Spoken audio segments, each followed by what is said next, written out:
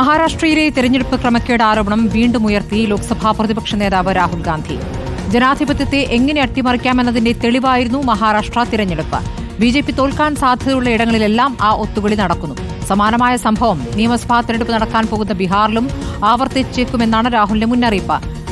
Indian express ദിനപത്രത്തിന് നൽകിയ ലേഖനത്തിലാണ് രാഹുലിന്റെ പരാമർശമുള്ളത്. P R Sunil വിവരങ്ങളുമായി. സുനിൽ, ഇപ്പോൾ മഹാരാഷ്ട്രയിലെ തെരഞ്ഞെടുപ്പ് ക്രമക്കേട് ആരോപണത്തിൽ കണക്കുകൾ നിരത്തിയൊക്കെയാണ് രാഹുൽ ഗാന്ധി പ്രതികരിച്ചിട്ടുള്ളത്.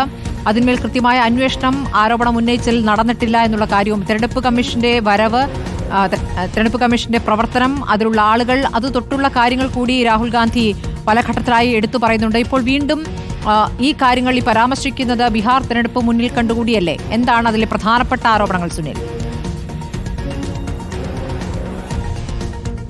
സ്മൃതി, മാസങ്ങൾക്കപ്പുറം ബീഹാർ തെരഞ്ഞെടുപ്പ് നടക്കാനിരിക്കെയാണ് ഗുരുതരമായ ആരോപണം വീണ്ടും ഉയർത്തി രാഹുൽ ഗാന്ധി രംഗത്തെത്തിയിരിക്കുന്നത്.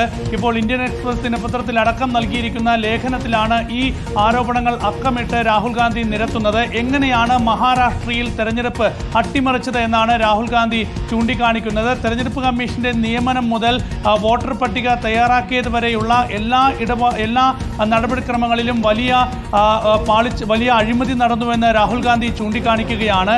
വോട്ടെടുപ്പ് നടന്ന ദിവസവും വലിയ ക്രമക്കേടുകൾ നടന്നു. വോട്ടിംഗ് ശതമാനത്തിൽ അസാധാരണമായ വർധനയുണ്ടായി. അതുപോലെ തന്നെ വോട്ടർ പട്ടിക തയ്യാറാക്കിയതിലൊക്കെ തന്നെ ഒരിക്കലും വിശ്വസിക്കാൻ കഴിയാത്ത രീതിയിലാണ് വോട്ടർമാരുടെ എണ്ണത്തിൽ വർധനയുണ്ടായത്. 5 മാസം കൊണ്ട് ലക്ഷക്കണക്കിന് വോട്ടർമാരുടെ എണ്ണം മഹാരാഷ്ട്രയിൽ കൂട്ടി. ഇത്തരത്തിൽ ബിജെപിക്ക് പരാജയം ഉണ്ടാകുന്ന സാഹചര്യം മറികടക്കാൻ വലിയ ക്രമക്കേട് മഹാരാഷ്ട്രയിലുണ്ടായി. ലോക്സഭാ തെരഞ്ഞെടുപ്പിൽ ബിജെപി പരാജയപ്പെട്ട മേഖലയിലൊക്കെ തന്നെ കൂടുതൽ പുതിയ വോട്ടർമാരെ ചേർത്തതായി രേഖകളിൽ കാണുന്നു. ഏതായാലും ഇതിനൊക്കെ തന്നെ വലിയ ക്രമക്കേട് നടന്നിട്ടുണ്ട്. തെരഞ്ഞെടുപ്പ് കമ്മീഷൻ ഇതിനൊക്കെ തന്നെ കൂട്ടുനിന്നുവെന്ന് രാഹുൽ ഗാന്ധി ഈ ലേഖനത്തിൽ ചൂണ്ടിക്കാണിക്കുകയാണ്. അങ്ങനെ ബിജെപി പരാജയപ്പെടാൻ സാധ്യതയുള്ള മേഖലകളിലൊക്കെ തന്നെ തെരഞ്ഞെടുപ്പ് കമ്മീഷനെ അടക്കം സ്വാധീനിച്ച് ജനാധിപത്യ സംവിധാനത്തെ ആകെ അട്ടിമറിച്ചതിന്റെ ഒരു ബ്ലൂ പ്രിന്റ് ആയിരുന്നു മഹാരാഷ്ട്രയിൽ കണ്ടത്.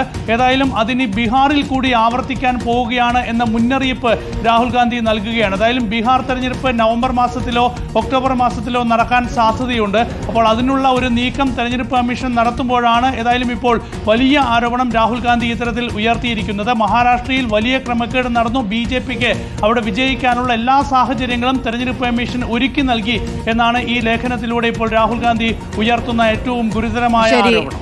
ശരി സുനിൽ, ഇതിലുള്ള പ്രതികരണങ്ങൾ ബിജെപിയിൽ നിന്ന് വരുന്നു എന്നുള്ളതാണ് ഇനി അറിയേണ്ടത്.